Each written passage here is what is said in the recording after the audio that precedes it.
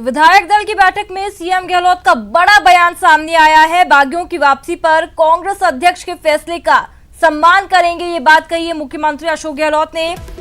कुछ को ये बात पसंद ही नहीं है कि वो आने ही नहीं चाहिए। एमएलए कहते हैं ऐसे लोगों को वापस लाने पर सोचो ही मत। जो विधायक मेरे साथ खड़े हैं वे डेमोक्रेसी के वॉरियर्स हैं, ये बड़ी बात कही है मुख्यमंत्री अशोक गहलोत ने। अंतिम सांस तक अभिभावक की तरह विधायकों की सेवा करूंगा। तो बड़ी अपडेट आपको यहां पर दे रहे हैं। विधायक दल की बैठक में सीएम गहलोत का बड़ा बयान सामने आया है। बागियों की वापसी पर कांग्रेस अध्यक्ष के फैसले का सम्मान करेंगे, ये बात कही है गहलोत ने। कुछ को ये बात पसंद नहीं कि वो आने चाहिए। एमएलए कहते हैं ऐसे लोगों को वापस लाने पर सोचो ही मत। जो विधायक मेरे साथ खड़े हैं वे डेमोक्रेसी के वॉरियर्स हैं।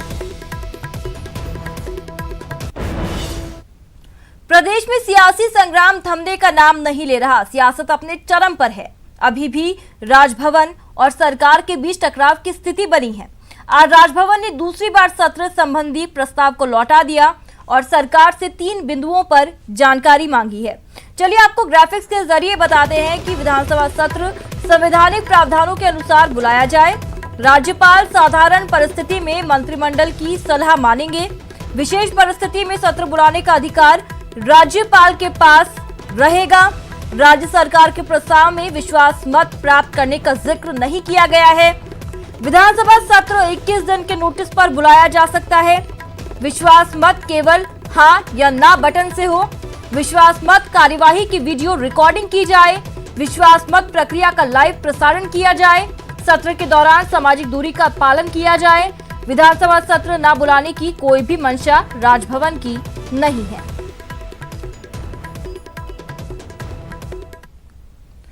तो मरुधरा में महाभारत का चल रही है इस वक्त और लगातार सियासी घटनाक्रम बदल रहे हैं। इस बीच आपको बता रहे हैं कि बागियों की वापसी पर कांग्रेस अध्यक्ष के फैसले का सम्मान करेंगे, वो बात हमने आपको बताई। फिलहाल आपको बता रहे हैं कि राजभवन और सरकार के बीच टकराव की स्थिति लगातार बनी हुई है। सरकार से 3 बिंदुओं पर जानकारी मांगी गई है, जो कि ग्राफिक्स के जरिए हम आपको दिखा रहे हैं।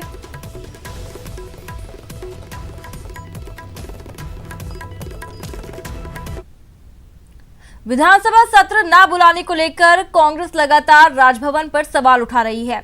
कांग्रेस के राजस्थान प्रभारी अविनाश पांडे ने कहा कि केंद्र के इशारे पर राजस्थान में सरकार के लिए मुश्किलें पैदा की जा रही हैं। कभी नहीं हुआ पिछले 70 सालों में। जब बहुमत वाली सरकार विधानसभा का सत्र बुलाना चाहती है तो ऐसे अवसर पर माननीय राज्यपाल महोदय विभिन्न रूप की बाधाएं पैदा करते हुए,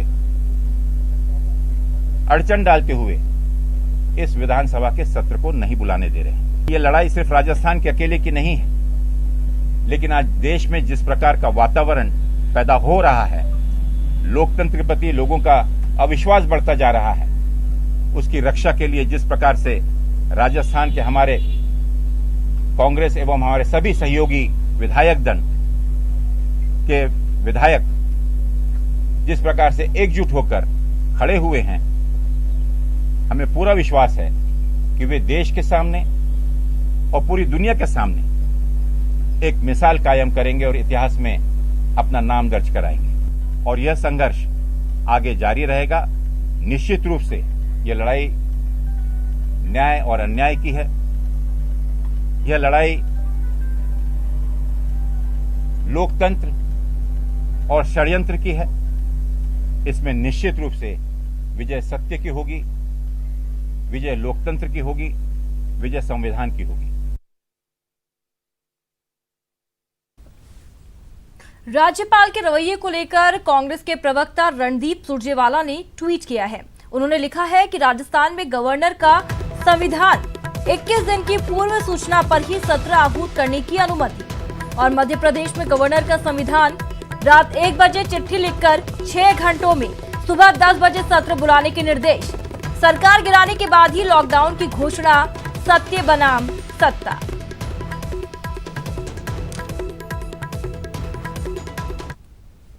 तो वहीं प्रदेश की सियासत अदालत तक पहुंच गई है। आपकी स्क्रीन पर हम आपको दो तस्वीरें दिखाते हैं। पहली तस्वीर सुप्रीम कोर्ट की है, जहां स्पीकर ने आज अपनी याचिका वापस ले ली। तो दूसरी तस्वीर हाई कोर्ट की है, जहां बीएसपी विधायकों से जुड़े मामले में मदन दिलावर की याचिका पर सुनवाई हुई।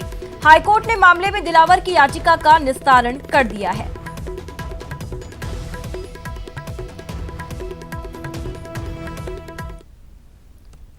राजस्थान हाईकोर्ट ने बीजेपी विधायक मदन दिलावर की याचिका को निस्तारित कर दिया है। मदन दिलावर ने बीएसपी के सभी 6 विधायकों के कांग्रेस में विलय करने के खिलाफ याचिका दाखिल की थी। दरअसल बीजेपी विधायक मदन दिलावर ने बसपा के 6 विधायकों के कांग्रेस में विलय के खिलाफ स्पीकर सीपी जोशी के सामने दायर याचिका पर कार्रवाई नहीं होने को राजस्थान हाईकोर्ट में चुनौती दी थी। इस मामले में सुनवाई करते हुए हाईकोर्ट ने याचिका का निस्तारण कर दिया है।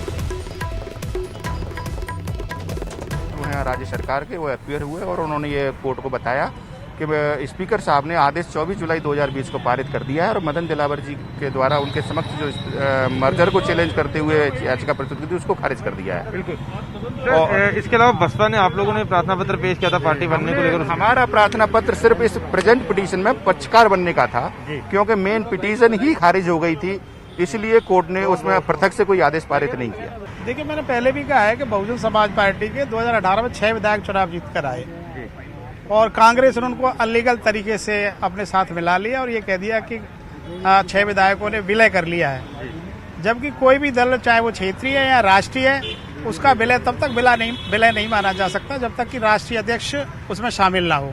और क्योंकि 6 विधायक जो राजस्थान में जो बसपा छोड़कर गए हैं, उन अकेले गए हैं, इसलिए वो विलय नहीं माना जाएगा। इसके खिलाफ हम लोग जो है आज, क्योंकि एक याचिका पहले से लगी हुई थी, उसमें हम लोगों ने हमारे वकील साहब के माध्यम से पार्टी बनने का प्रयास किया कि भाई हमारी बात सुनी जाए, विधायक हमारे हैं, लेकिन वो क्योंकि वो याचिका खारिज कर दी गई। अब हम लोग माननीय बहन जी से और हाईकमान से इस विषय में चर्चा करेंगे और जो भी डिसीजन ऊपर से होगा उसको हम फॉलो करेंगे। करने के लिए आपसे थे भगवान सिंह बाबा, प्रदेश अध्यक्ष बसपा के, जो कह रहे थे कि विधायकों ने पार्टी के साथ ही नहीं उसके वोटर के साथ भी धोखा किया है और आगे भी ये कानूनी लड़ाई लड़ते रहेंगे। कैमरा पर्सन गणेश के साथ सचिन कुमार, न्यूज़ 18। वहीं सुप्रीम कोर्ट की संविधान पीठ नबाम रेबिया केस के फैसले में साफ कर चुकी है कि कैबिनेट नोट पर राज्यपाल विधानसभा सत्र बुलाने के लिए बाध्य है। याचिका दायर करने वाले अधिवक्ता शांतनु पारिक से बात की हमारे संवाददाता सचिन कुमार ने। रहे सियासी घटनाक्रम के बीच में अब एक बड़ा मामला निकलकर सामने आया है। अधिवक्ता शांतनु पारिक ने राज्यपाल को ही हटाने के लिए राजस्थान हाईकोर्ट में एक जनहित याचिका दायर कर दी है। खुद शांतनु हमारे साथ, उनसे जान लेते हैं कि क्या कुछ उन्होंने याचिका में कहा गया और क्या मांग की है। शांतनु, राज्यपाल को हटाना अपने आप में एक बड़ी मांग आपने राजस्थान हाईकोर्ट से की।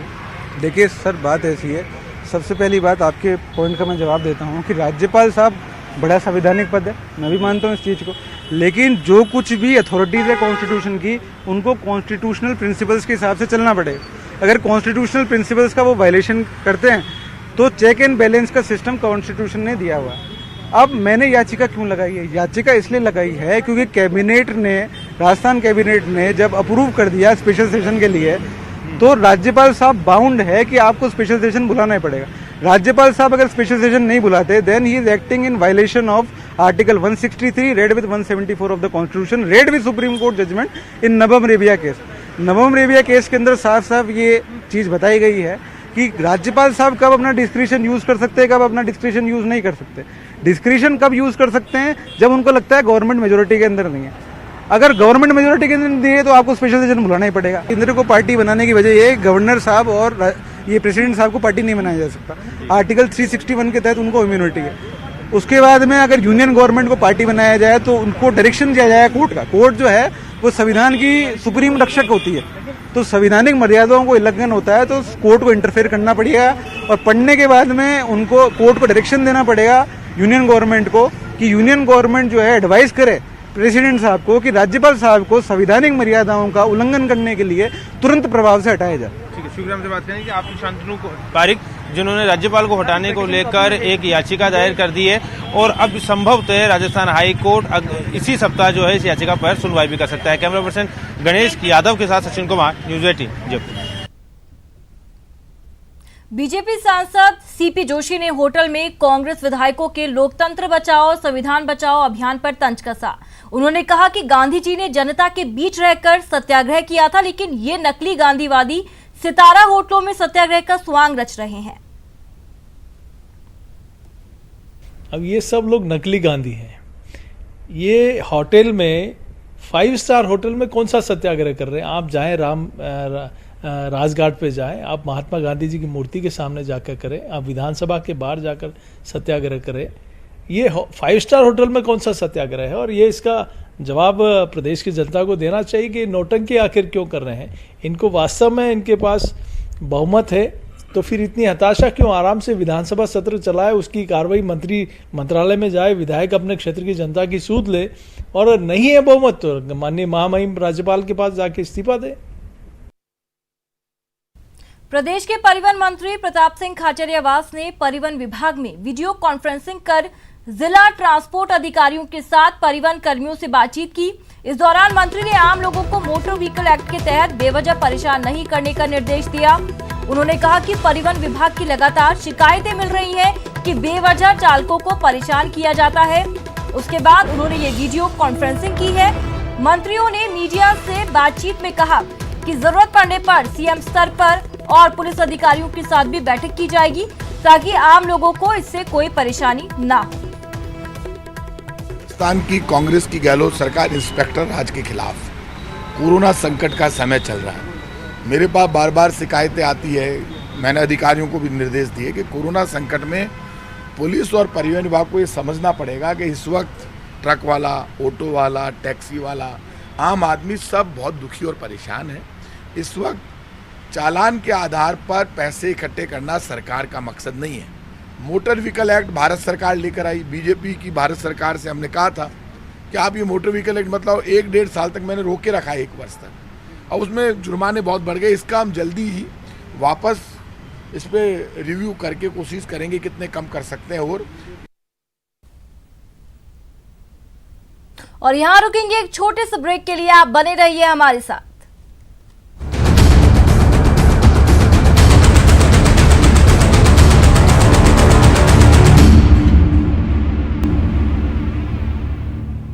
ब्रेक के बाद स्वागत है और अब बात करते हैं न्यूज 18 की खबर के दमदार असर की। मामला जोधपुर के नागौरी गेट थाना क्षेत्र से जुड़ा है, जहां एक महिला की चीरहरण का मामला न्यूज 18 ने प्रमुखता से दिखाया था। मामले को देखने के बाद स्वयं संज्ञान लेते हुए Jodhpur police commissionerate east DCP Dharmendra Singh Yadav ने एक जांच टीम का गठन करते हुए एफआईआर दर्ज कर ली है। न्यूज 18 ने इस खबर को प्रमुखता से दिखाया था और इस खबर का दमदार असर हुआ है। न्यूज 18 पे जो अभी खबर चल रही थी, जिसमें एक महिला की लज्जा भंग करने का जो एक वीडियो है, उसको लेकर देखते हुए हम लोगों ने तुरंत एफआईआर दर्ज करने का निर्णय लिया है।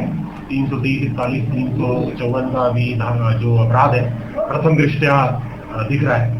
इसके पश्चात जब पीड़ित महिला के बयान लिए जाएंगे तो अन्य कोई अपराध घटित होता पाया जाता है। भ्रष्टाचार के खिलाफ एसीबी एक्शन में है। घूसखोरों पर शिकंजा कसता जा रहा है। आपकी स्क्रीन पर 2 तस्वीरें हैं। बाड़मेर में एसीबी ने कार्रवाई करते हुए घूसखोर लाइनमैन और दलाल को 20,000 की रिश्वत लेते ट्रैप किया। तो दूसरी तस्वीर सीकर की है, जहां एसीबी ने पंचायत समिति के जूनियर असिस्टेंट को गिरफ्तार किया है। और अब खबर बाड़मेर से, जहां एसीबी की टीम ने बड़ी कार्रवाई की। टीम ने कार्रवाई करते हुए रिश्वतखोर लाइनमैन और दलाल को गिरफ्तार कर लिया है। ये लोग 20,000 रुपए की रिश्वत लेते हुए रंगे हाथों ट्रैप हुए हैं। आपको बता दें, रिश्वत बिजली मीटर लगवाने के एवज में मांगी गई थी। फिलहाल एसीबी की टीम रिश्वतखोरों से पूछताछ में जुटी है। सीकर एसीबी की टीम ने आज एक बड़ी कार्रवाई को अंजाम दिया। दाता रामगढ़ के रूपगढ़ पंचायत समिति में कनिष्ठ सहायक को 1,000 रुपए की रिश्वत लेते रंगे हाथों गिरफ्तार किया गया। एसीबी के डीएसपी जाकिर अख्तर ने जानकारी देते हुए बताया कि रूपगढ़ निवासी परिवादी लक्ष्मी नारायण ने शौचालय निर्माण की राशि जल्द दिलवाने के एवज में रूपगढ़ पंचायत समिति के कनिष्ठ सहायक माधवराम नायक की ओर से रिश्वत मांगे जाने का परिवाद एसीबी में दर्ज करवाया था। लक्ष्मी नारायण निवासी रूपगढ़ द्वारा अपने शौचालय निर्माण के लिए पंचायत रूपगढ़ में पैसे 12,000 रुपये पास करवाने के लिए जब पेश किए दस्तावेज तो वहाँ निष्ठ सहायक श्री माधोराम द्वारा 1500 रुपये की डिमांड की गई, सत्यापन किया गया, डिमांड सही पाई गई। उस पर आज बाद में तय 1,000 रुपये हुआ और 1,000 रुपये देते रंगा के गिरफ्तार किया। बीकानेर में यूजीसी की गाइडलाइन के विरोध में एनएसयूआई प्रदेश महासचिव कुलदीप बिश्नोई के नेतृत्व में छात्रों ने पानी की टंकी पर चढ़कर विरोध प्रदर्शन किया। छात्रों की मांग है कि कोरोना महामारी को देखते हुए राज्य सरकार ने सभी स्टूडेंट्स को बिना परीक्षा के प्रमोट करने का फैसला लिया था, लेकिन केंद्र सरकार के अधीन यूजीसी ने अपनी गाइडलाइन जारी कर अंतिम वर्ष की परीक्षा को करना अनिवार्य करवाया। यूजीसी के इसी फैसले के विरोध में एनएसयूआई पिछले कई दिनों से धरना प्रदर्शन कर रही है और आज छात्र टंकी पर चढ़ गए। छात्रों ने सभी स्टूडेंट्स को प्रमोट करने की मांग की है। सूचना के बाद मौके पर पहुंची पुलिस ने छात्रों से समझाइश कर उन्हें नीचे उतारा। धौलपुर के बाड़ी उपखंड के एडीजे कोर्ट ने 13 साल पहले जमीन विवाद में हुए हत्याकांड मामले में 3 लोगों को आजीवन कारावास की सजा सुनाई है। कोर्ट ने हत्याकांड के आरोप में जेल की सजा काट रहे अन्य आरोपियों को संदेह का लाभ देते हुए बरी किया। मामला 3 मार्च 2007 का है, जब इस घटना में अपने खेतों पर सरसों काट रहे बसई डांग थाना क्षेत्र के रजई गांव किसान रामजी लाल की गोली मारकर हत्या कर दी गई थी। मामले में एपीपी परिहार ने बताया कि एडीजे कुल 8 आरोपियों में से 3 को आजीवन कारावास की सजा सुनाई गई है और 5 को संदेह का लाभ देकर बरी किया गया। न्यायालय श्रीमान सुंदरलाल बंसीलाल ने पूरे मामले में सुनवाई करते हुए फैसला सुनाया, जिसमें आरोपी विशाल बनवारी पूरा उर्फ बैजनाथ पुत्र दीवान को आजीवन कारावास व 5,000 रुपये का अर्थदंड की सजा सुनाई। शेष आरोपियों को संदेह का लाभ देकर बरी कर दिया। धौलपुर में 24 साल की युवती से गैंगरेप का मामला सामने आया। मामला बीते शनिवार का बताया जा रहा है, जब आरोपियों ने धौलपुर शहर से पीड़िता को अपनी गाड़ी में ले गए और एक सुनसान जगह पर ले जाकर उसके साथ गैंगरेप किया। पीड़िता के बयान पर सैपऊ थाना पुलिस ने नामजद आरोपियों के खिलाफ दुष्कर्म का मामला दर्ज कर जांच शुरू कर दी है।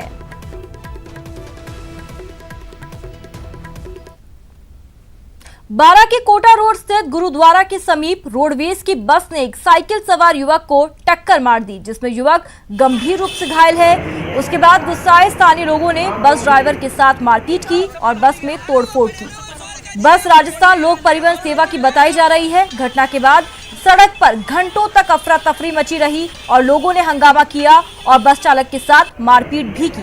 हालांकि सूचना के बाद पहुंची पुलिस ने लोगों को बलपूर्वक खदेड़ा, तब जाकर मामला शांत हो पाया। स्थानीय अस्पताल में घायल युवक का इलाज जारी है।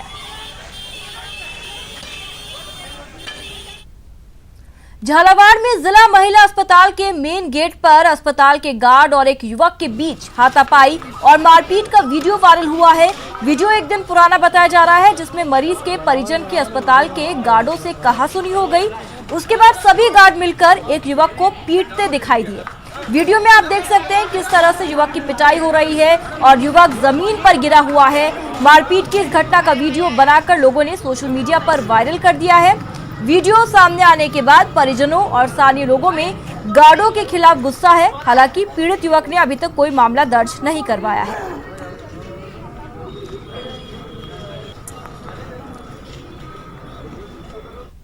अलवर की एनईबी थाना पुलिस ने ट्रांसपोर्ट नगर अंडरपास पर हुई लूट की घटना का खुलासा करते हुए 3 आरोपियों को गिरफ्तार कर लिया है। पुलिस ने आरोपियों के पास से लूटी हुई बाइक भी बरामद की। पुलिस के मुताबिक कुछ दिन पहले जटियाना गांव के पीड़ित ने थाने में बाइक और नकदी लूट की सूचना पुलिस को दी थी, जिसमें 3 लुटेरे शामिल थे। पुलिस ने अनुसंधान के क्रम में सीसीटीवी फुटेज की मदद से 3 आरोपियों को गिरफ्तार कर लिया है। अब पुलिस आरोपियों से पूछताछ में जुटी है। लूट के मामले में 3 मुलजिमों को गिरफ्तार किया है। ये घटना 20 जुलाई की है, जो ट्रांसपोर्ट नगर रेलवे अंडरपास है उसके नीचे 3 मुलजिमों ने मिलकर जहूर निवासी जटियाना थाना अलवर सदर का रहने वाला है, उससे मारपीट करके उसकी मोटरसाइकिल, मोबाइल और नकदी छीन कर ले गए। इन तीनों लोगों को गिरफ्तार किया गया है। गिरफ्तार जो मुलजिमान हैं उनसे लूटी गई मोटरसाइकिल भी बरामद की गई। कहते हैं लगन सच्ची और इरादा पक्का हो तो कोई भी राह कठिन नहीं है। इस बात का जीता जागता उदाहरण है मरुधरा की शान रूमा देवी की किताब मरुधरा के हौसले का हुनर। आप भी देखिए रूमा देवी की हौसले की उड़ान की ये गाथा। हौसले के उड़ान की गाथा, सुई धागे से हौसले की उड़ान। रूमा देवी से सीखो हौसले का हुनर। मरुधरा के हौसले को सलाम। सर पर घूंघट, आंखों में कुछ कर गुजरने की तमन्ना और चेहरे पर मुस्कान लिए ये बाड़मेर की रूमा देवी हैं। बाड़मेर के ठाड़ी ठाड़ी तक अपने हुनर का लोहा मनवाने वाली ये महिला देखने में तो बेहद सरल हैं, लेकिन इनके कारनामे किसी सुपर वुमेन से कम नहीं है। जी हाँ, रूमा देवी ने महज सुई और धागे के सहारे हजारों महिलाओं को हस्तशिल्प कला में धुरंधर बना दिया है। रूमा देवी के इसी हौसले को अब शब्दों के जरिए किताबों के पन्नों पर पिरोया गया है। रूमा देवी के हौसले की दास्तां हौसले का हुनर किताब में लिखा गया है। लेखिका निधि जैन ने इस किताब को अपने शब्दों से और खूबसूरत बना दिया है। जिन परिस्थितियों में रूमा देवी जी ने उन लोगों को रोजगार दिया और उन्हें आगे बढ़ाया, वह सब महसूस करने के लिए मुझे एक पूरा दिन मिला और मैंने रूमा देवी जी के साथ पूरा दिन बिताया, वहाँ की परिस्थितियों को जाना और विक्रम सिंह जी से रूमा देवी जी के बारे में और भी बातें जानी, और इन सबके सहयोग से ही यह किताब पूरी हो पाई। थार के रेगिस्तान से निकलकर अमेरिका की हार्वर्ड यूनिवर्सिटी में अपने काम को हजारों के सामने रखने वाली रूमा देवी की जीवनी अब किताब के रूप में लोगों के सामने है। हजारों महिलाओं को हस्तशिल्प के माध्यम से रोजगार देने वाली रूमा देवी की किताब हौसले का हुनर इन दिनों बेहद चर्चा में है। और उसके बाद भी लोगों ने सोचा कि ये पता नहीं ऐसे ही पूछ रही है, तो ज़्यादा ध्यान नहीं दिया। तो वो गाड़ी लेके खुद बाड़मेर आ गए और यहाँ रह के मेरी बहनों से बात करी, वो कैसे काम होता है, काम को देखा। फिर उन्होंने पूरी जानकारी लेके ये एक बुक तैयार की है। तो उन्होंने बहुत काफ़ी मेहनत के बाद में ये बुक है जो आज सबके तैयार हुई है और सबके पास में आई है। तो मैं ये पूरा श्रेय निधि जी को ही देना चाहूँगी कि उन्होंने इतनी मेहनत की है। इसको पढ़ के कोई प्रेरणा ले तो हमारे लिए अच्छी बात है। थार के रेतीले टापू के बीच से निकली भारत की नारी शक्ति की कहानी सबकी जुबां पर है। राजस्थान वह इलाका है जहां लड़कियों का जन्म बोझ समझा जाता था।